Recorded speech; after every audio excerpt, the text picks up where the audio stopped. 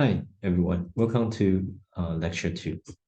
Today, there are two important agenda. First, we'll go over the brief history of consulting industry. Then we'll talk about one of the framework that I would like to introduce to the class, the McKinsey engagement, the team-focused approach based on a textbook written by ex-McKinsey consultants. All right, so let's get started. So let's quickly talk about a brief history of the overall consulting industry.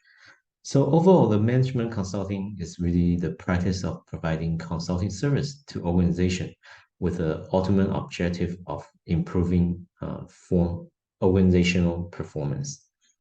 So the practice or the industry have existed for just over 100 some years. Initially, because of the rise of scientific methods in 1800s. So people start to want to apply the scientific principle to management or the management of firms, right? Uh, so around 1983, that's when Frederick Taylor's started the very first consulting firm. Um, and according to the description on his business card, he called this himself a consulting engineer, basically provide a systemizing shop management and manufacture cost a specialty. And basically what he approach or advocate is the scientific methods. In his scientific method approach, he highlighted four important principles. First one is that any type of methods that used to advance organizational performance should based on science, not just rule of thumbs. So before he highlight this principle, most of the time when people running large or small firms, they often based on intuition to determine how to best improve organizational performance. But Taylor really emphasized on the importance of scientific rigors to ensure that things would be standardized and factors that could influence firm performance will be well accounted for and implemented. The second important principle, according to the scientific methods, it's assign workers based on their abilities, right? And although these principles may seem fairly straightforward nowadays, but 100 years ago, that wasn't so, right? Just like dental practice, medical practice. At that time, we should simply just win at it, right? But study after study have shown that it's very important to assign worker the proper tasks. They are aligned with their knowledge, skills, and capabilities. Third important principle of this scientific methods he advocates is monitor worker performance. So that simply means that organization need to evaluate individual performance in order to ensure that these individuals are doing their tests, understand how to do these tests, and to evaluate whether there are potential for them to further advance their career. And finally, properly divide the workload between managers and workers. So this turned out to be also a very important principle for scientific method approach, simply because oftentimes if you have a manager who will micromanage your the day-to-day task for individual workers, then of course the manager is really not doing his job, right? So these four are important principles based on this scientific methods.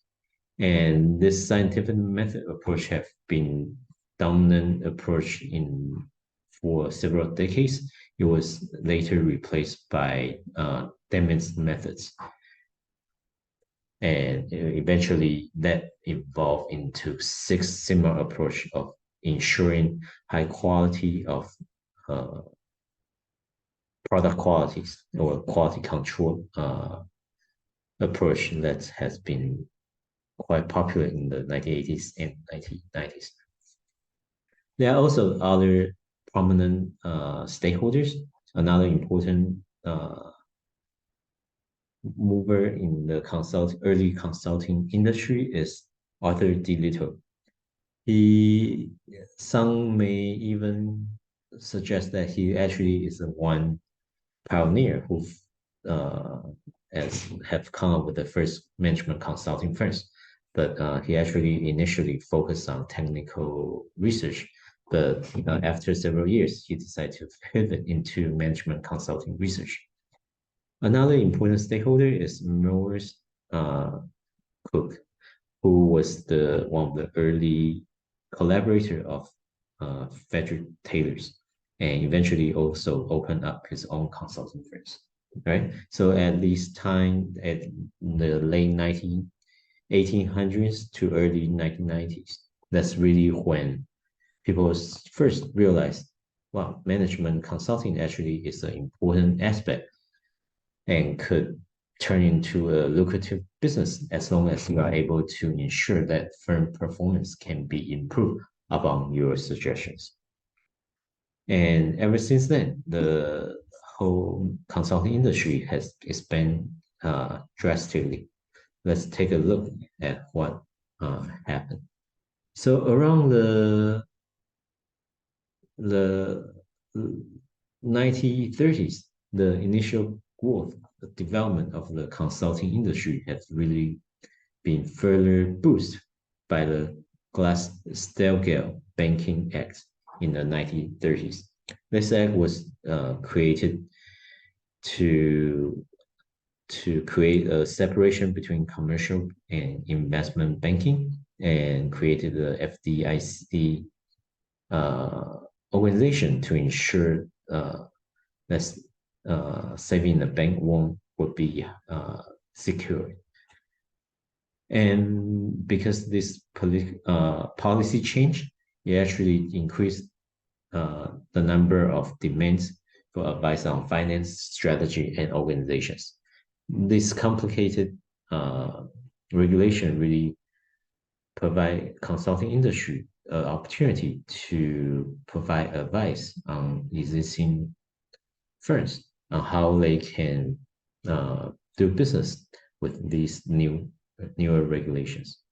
And in the 1950s and 1960s, the consulting industry further expand their activities, not only in the United States, but they also have started to open their office in Europe, Asia, and South America. So eventually, the consulting business or consulting industry have spread it around globally. And during the 1980s and 1990s, another important form of practice have emerged, the so-called value management. So value management is really based on the idea of agency theories, right? So agency theory, and also it's because of the how corporation is being set in the United States. So if we look at most corporation in the United States, it's been set up with the separation of ownership and manager, right? Manager often are not the majority shareholder of the company. Instead, institutional investor, individual investors, or other folks who have the majority share of the company actually would be considered to be the owners. And oftentimes, company, on the other hand, is managed by individual professional managers. So because this separation really means that the interest of the shareholders and the interest of manager often may not be aligned, right? So in the 1980s and 1990s, people noticed such separation of ownership and control, and they really want to advocate the importance to ensure that managers their interests would be aligned with shareholder interests, And in order to do so, management consultants have come out with various incentive systems to align managers' long-term incentive to be aligned with shareholders' value. So they come out with various methods ultimately to boost the financial performance of the firms. All right, so value management was the dominant uh, view of how firms should operate, but later it was criticized because it doesn't really focus on the corporate social responsibilities. And in the 1990s, the emergence of internet information technologies and internet, etc., really further expand the growth of the consulting industry. Because at that time, the internet information technology and internet technology wasn't really fully understood, right? It was considered a new, innovative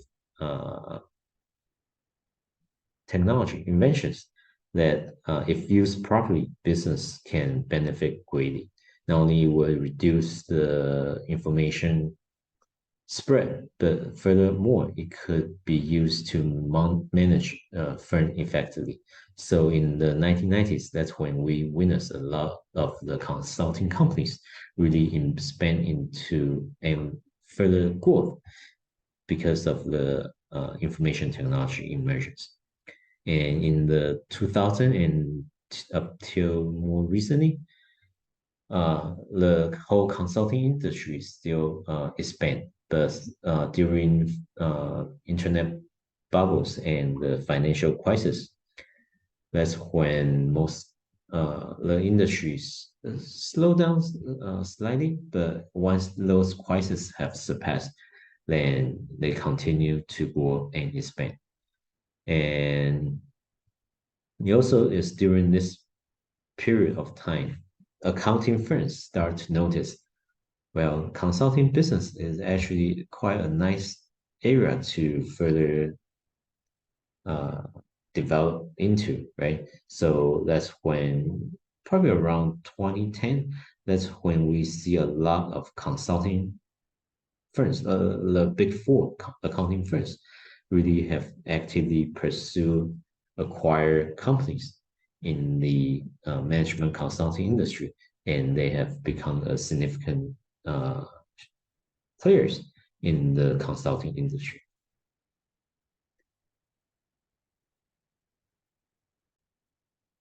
These big four consulting firms are Deloitte, KPMG, PwC, Ernst and Young. And in addition, so traditionally, there are also three major consulting firms, the so-called Big Three: McKinsey, Boston Consulting Groups, Bain and Companies. So McKinsey is probably the oldest Big Three consulting firm. It was established in Chicago around 1926 by James O. McKinsey. It has grown quite significantly and have established around 133 cities globally. And every year they generate 15 billion revenues. And in terms of revenue per employees, they generated is around 400K. And it has been voted oftentimes as one of the top best consulting firms by various stakeholders. And their area expertise really focus on management, operation, and information technology. The second of the big three consulting firms is the Boston Consulting Groups. It was founded in 1963 by Bruce Henderson, who is a former Arthur D. Little consultant. And starting out with only two consultants, the company quickly grew over the years. And around 2022, it has around 30,000 employees, generating 12 billion revenue with 440 K revenue generated per employees. They have office in 100 plus organizations. What's interesting about Boston consulting groups or even McKinsey companies is that those companies often have significant collaboration with top tier business schools, such as, for example, Boston Consulting Group, and even Bain and companies heavily collaborate with Harvard Business School, while McKinsey has its root in University of Chicago. And the third of the big three consulting firms is Bain and Companies. It was founded much later, around 1973, by Bill Bain after leaving Boston Consulting Group.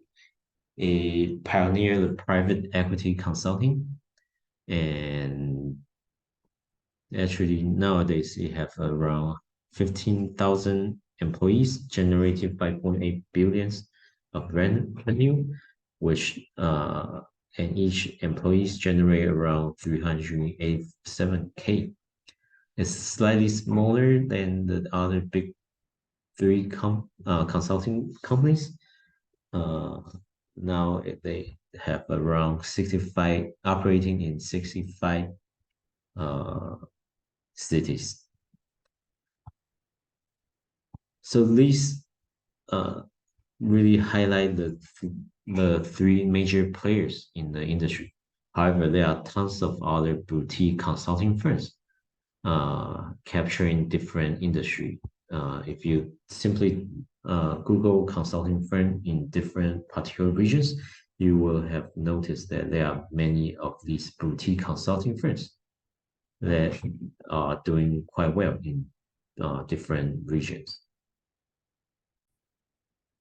And the strength of these big three consulting firms is that oftentimes they are well exposed to numerous organizations within several major industry. So they typically aware of the best practice within the industry. However, how in terms of their advice, they can vary by organization and organization, simply because different organizations have different capabilities, and they may vary across in terms of the type of strategy they can utilize. And on the other hand, boutique consulting firms, they often will only focus on one particular industry, and they often will have in-depth connection with that particular industry, mostly due to regional economic activities. And so they operate at different levels. And furthermore, nowadays the consulting industry have really evolved quite significantly, especially when thanks for information technology and knowledge have really been democratized across the globe, right? So oftentimes people have better ideas on what's the best practice within a particular industry and how additional information can become helpful. And furthermore, with more online platform that can easily connect business and organization and share best practice, so the consulting landscape have drastically changed in the past few years.